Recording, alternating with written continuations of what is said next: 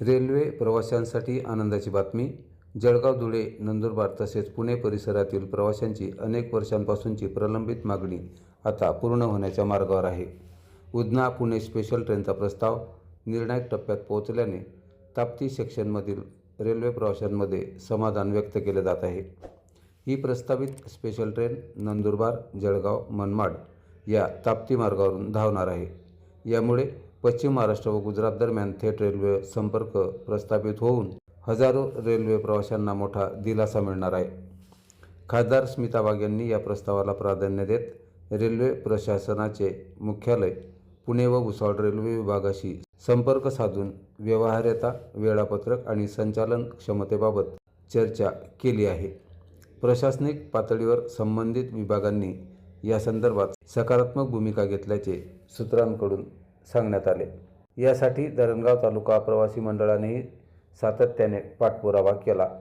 मंडळाचे अध्यक्ष व पश्चिम रेल्वेचे सदस्य महेंद्र कोठारी यांनी रेल्वेच्या वरिष्ठ अधिकाऱ्यांसमोर प्रवाशांच्या अडचणी मांडल्या.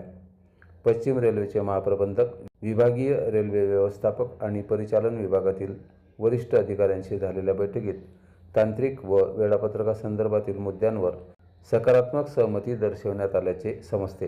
ही स्पेशल ट्रेन सुरू झाल्यास ताप्ती सेक्शनमधील प्रवाशांना थेट सेवा मिळणार आहे. मनमाड, चाळीसगाव, पाचोरा परिसरातील प्रवास सुलभ होणार आहे.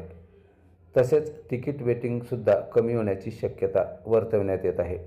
व्यापार, शिक्षण व रोजगारासाठी ही ट्रेन सोयीस्कर होणार आहे.